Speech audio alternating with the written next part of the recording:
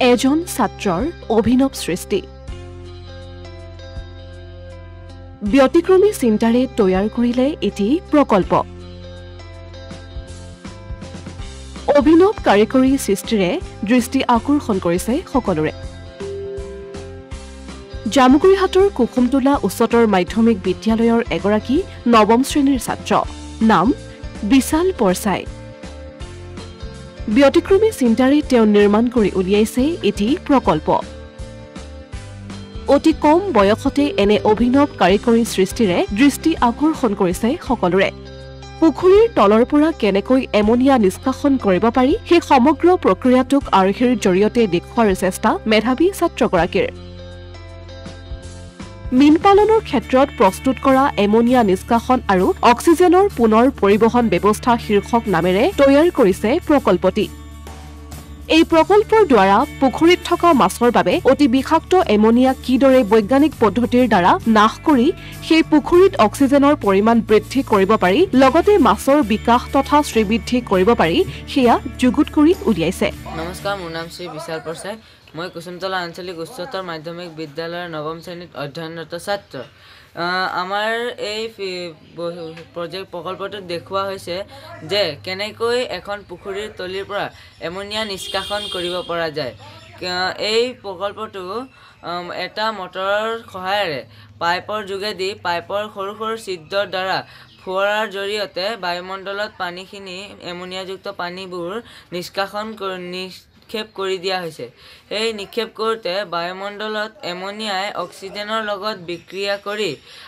nitrogen আৰু বিশুদ্ধ পানী উৎপন্ন কৰিছে বিশুদ্ধ পানী উৎপন্ন হওঁতে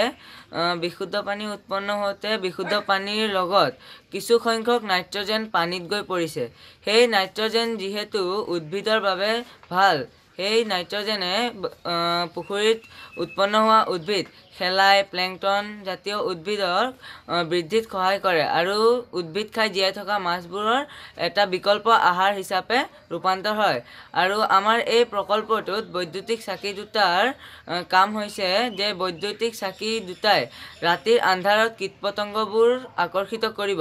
আৰু যিবোৰ মাছে কীটপতংগ খাই জীয়াই থাকে সেইবোৰ মাছৰ আহাৰ হ'ব বিশালে তৈয়াৰ কৰা এই প্ৰকল্পৰ আৰ্হিয়ে ইতিমধ্যে শোণিতপুৰ জিলাৰ বিভিন্ন স্থানত অনুষ্ঠিত হোৱা প্ৰদৰ্শনীসমূহত ৰাইজৰ বিপুল সমাদৰ লাভ কৰিবলৈ সক্ষম হৈছে ইফালে মীন পালনৰ ক্ষেত্ৰত তথা মৎস্যপালকসকলৰ উপযোগী হোৱাকৈ মেধাৱী ছাত্ৰজনে প্ৰস্তুত কৰা এই প্ৰকল্পৰ আৰ্হিক বিশেষজ্ঞ ব্যক্তিসকলে পুংখানুপুংখভাৱে অধ্যয়ন কৰি বাস্তৱত ৰূপায়িত কৰিব পাৰিলে ৰাজ্যৰ মীন পালকসকল উপকৃত হ'ব বুলি আশা প্ৰকাশ কৰিছে মেধাৱী ছাত্ৰজনৰ পিতৃ ভক্তকুমাৰ পৰছাইয়ে অতি কম বয়সতে অসমৰ মীন পালকসকলৰ বাবে কৰা সৎচিন্তাৰ বাবে আনন্দ প্ৰকাশ কৰে পিতৃয়ে লগতে এই প্ৰকল্পটোক বিজ্ঞানসন্মতভাৱে তথা অভিজ্ঞসকলৰ সহায়ত বাস্তৱত ৰূপায়িত কৰিবলৈ চৰকাৰ বা মীন বিভাগক সহায় কৰাৰ আহ্বান পিতৃৰ পুত্ৰৰ এই পৰিকল্পনাক বাস্তৱ ৰূপত ৰূপায়ণ কৰাৰ ফলত অসমৰ নিবনুৱা সমস্যা দূৰ হোৱাৰ উপৰিও মীন পালকসকল লাভান্বিত হোৱাৰ লগতে অসমৰ অৰ্থনৈতিক ক্ষেত্ৰখন কিছু পৰিমাণে উন্নত হ'ব বুলিও আশা প্ৰকাশ কৰে পিতৃয়ে মোৰ ল'ৰাই এইখিনি বস্তু আয়ত্ত কৰিছে মই তেওঁক খুবেই ধন্যবাদ দিছোঁ কাৰণ সৰু বয়সতে এইখিনি অসমৰ মীন পালকসকলৰ কাৰণে তেওঁ সৎ চিন্তা কৰি পেলাই এই প্ৰকল্পটো সৃষ্টি কৰিছে এই প্ৰকল্পটোক যদি বাস্তৱত ৰূপায়িত কৰি পেলাই ইয়াক আৰু পুংখানুপুংখকৈ যদি প্ৰমাণ কৰি পেলাই সঁচাকৈ মীন পালকসকল সফল হয় এই প্ৰমাণটো বিজ্ঞানসন্মতভাৱে প্ৰমাণ কৰি পেলাই অভিজ্ঞ ব্যক্তিসকলৰ সহযোগ লৈ পেলাই যদি ইয়াক পূৰ্ণাংগ ৰূপত যদি ৰূপ দিব পাৰি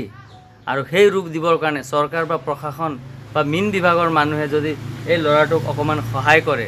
তেতিয়াহ'লে মই ল'ৰাটো এই পৰিকল্পনাটো সফল হ'ল হয় আৰু অসমৰ নিবনুৱাৰ সমস্যা হ'লে হয় মীন পালকসকল সফল ৰূপায়ণ হ'লে হয় লাভত থাকিলে হয় আৰু অসমৰ অৰ্থনৈতিক বা ভাৰতবৰ্ষৰ অৰ্থনৈতিক অৱস্থা অকণমান উন্নত হ'ল হয় বুলি মই ভাবোঁ অসমীয়া প্ৰতিদিন ডিজিটেল সংবাদ জামুগুৰিহাট